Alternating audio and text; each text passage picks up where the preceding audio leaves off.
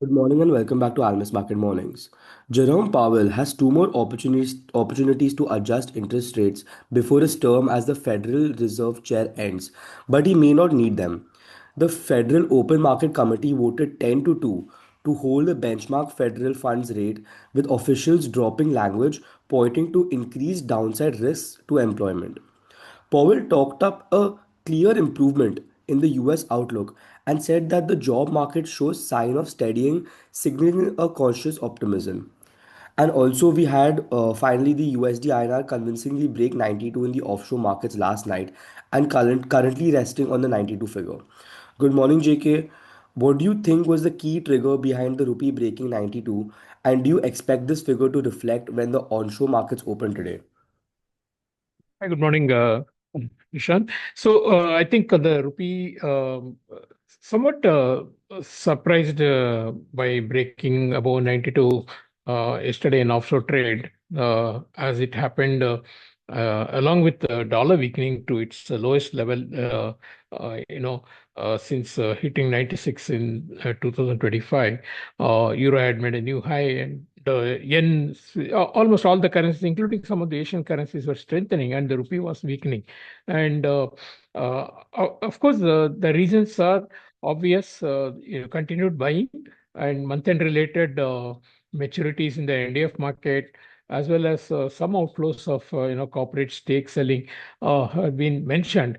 And this, along with the fact that there have been no meaningful inflows or selling from corporates, is also the reason behind this rise. And more importantly, we have not seen any aggressive action from the Reserve Bank in the onshore market, although I guess they would have been around in the offshore market about 90 to 10 or so, because that is actually not sustained the move higher, and it's still hovering around 92 levels right now. It will be interesting to see what the central bank does, in the session ahead today, because rupee is tending to get more and more undervalued on a year basis, with all the moves seen in the other currencies, and rupee breaking into new lows is not a good message for the global investors. And I think sooner or later we should see some sort of an action from RBI to at least halt for the slide in the rupee. And this rupee's move has also happened despite some of the better news. I would say industrial production grew at over 2-year high at 7.8% in December. In fact, this is gaining momentum, after 7.2% rise that was seen in November. Manufacturing also grew by 8.1%, which is higher than the 6.8% that was recorded previous year. 16 out of the 23 industries recorded a positive growth in December 25. This coming, after the upgrade of the PMI surveys earlier in the month, actually augurs well for the growth picture of the economy.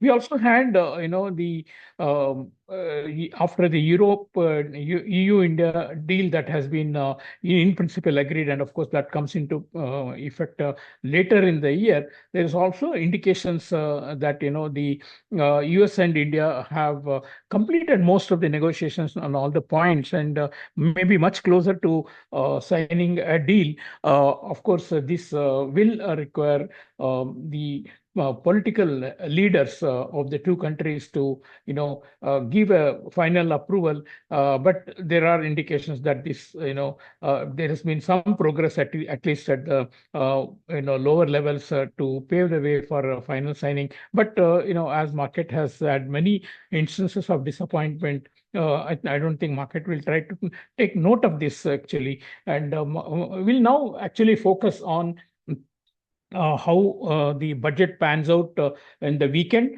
We have a budget on scheduled on Sunday, which is very unusual to have that, and we also have a market open, that is the equity market open on that day, to react to any announcements that will come in the budget as well. I think rupee 92, according to me, is a important line to cross, and it may not be easy to make a bigger jump from these levels without meeting resistance from RBI. Of course, we might have some more demand in the month end leading up to the week Friday. So we'll see possibly higher range trading for the rupee for the time being. Before we also see how the dollar itself behaves in the coming days. Before we get into the broader dollar index, we also had the federal decision on interest rates yesterday, and the decision itself was not a surprise.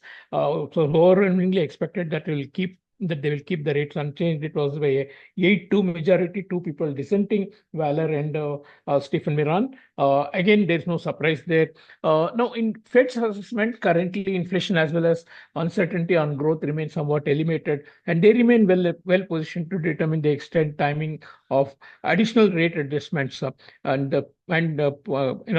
repeated most of his lines that policy is not a preset course. He also said while the committee was broadly aligned for holding the rates yesterday, a rate hike was not on anyone's base case. So that kind of puts some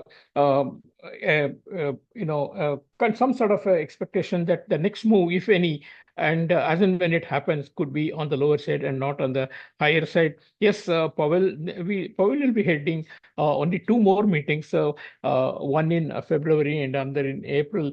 And June onwards, I think the one in March and then in April end, and thereafter the new chairman will be appointed for taking his place. Perhaps we have already seen the last of the move in the previous meeting by Powell, and next two meetings could well be an unchanged meeting unless we see a major change in the economic picture as well. Yesterday, we also had a Bank of Canada rate decision. They kept the rate unchanged at 2.25%, and they keep options open even as they also fight the global challenges. Current policy rate is stated to be at the right level. In the meantime, Canadian dollar has made good strides in the recent days, mainly helped by the commodity prices rising as well. Of course, on the dollar, while we did hit a new low at 95.55 in the dollar index, it has been seen first time after 4 years, but that did not hold. Initial retracement in the dollar was, due to the imminent Fed rate decision and some sort of a short covering. However, subsequently, there have been quite a few official reactions to the dollar's fall. First of all, it was the European side where the ECB Vice President Guindos said that the exchange rate of 1.20 versus dollar was acceptable, but the levels beyond that could become more complicated. And another member also said the current euro appreciation could force ECB to revisit the policy stance. And another influential official, the German Chancellor Merz, also said that the weaker dollar rate is a considerable extra burden for the German export economy. Now, if European statements were not enough, we also had Scott Bessent talking about the dollar's recent fall. He said that a strong dollar policy was still what the US pursues, and they were keen on setting the right fundamentals, which keeps the dollar strong. He also denied having intervened in the currency market to shore up the yen, which some of the media was reporting, and he said the value of the dollar was great. And this, of course, led to more short covering in the dollar. Euro, for example, having touched 1.2050 earlier in the day, went as low as 1.19 during US session. Right now, of course, it has recovered back to about 1.1960.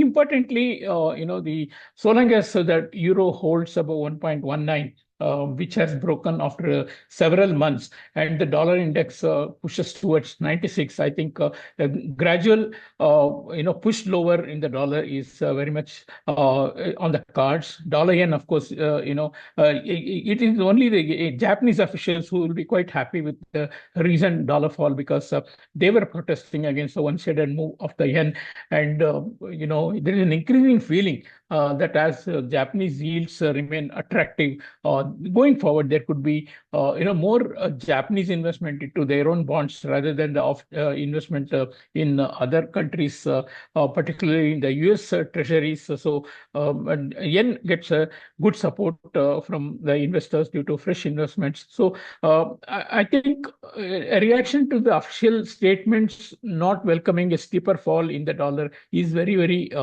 much to be expected.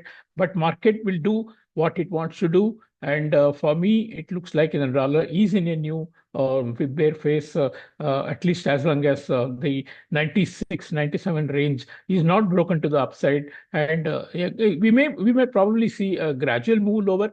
But then the trend will be on the downside, as far as I'm concerned. Of course, the trend. If you want to speak about the trend, just look at the gold, which has moved more than $200 in a single day. Yesterday, it traded as below 5,200 in the Asian session yesterday, and the high was 5,500. So I think this trend is one which is going leaps and bounds, and of course, silver moves have slightly taken a backseat right now. Yes, I think all said, the move seems very much extended, but the market is not in a mood to give up on this trend, because that is where the huge money is being made. So we have lots of data coming in today and tomorrow, and then of course we head into the Indian budget as well. Thank you. Thank you, JK. And just to summarize, the normal fundamental factors for the dollar rupee and the constant buying is keeping the rupee higher, regardless of the dollar weakness that we've seen around all the global currencies in the world. It'll be interesting to see whether the RBI does anything in the session upcoming today. And also, they have to be cautious with the budgetary session coming up on Sunday itself. And after the EU and the Indian deal, indications that India and US have closed most of their deal, but the final confirmation is required by both the political leaders of the countries. But of course, we've had situations in the past where some rumors have taken place with respect to the trade deal being signed, so the market is not ready to be disappointed once again. And when it comes to the Fed, they kept their rates unchanged. No surprise there. And even the two people dissenting the situation, there also we had no surprise because they are the same people as well. And as mentioned in the start, Powell has two meetings left, one in March and one in April. Looks like he will not get a chance to tweak the rates further unless we see some changes in the US economy ahead in the year. And when it comes to commodities, the dream run for gold continues, and it looks like silver has taken a little bit of a backseat now. Thank you all so much for listening, and we'll catch up tomorrow for the fresh round of updates. Thank you.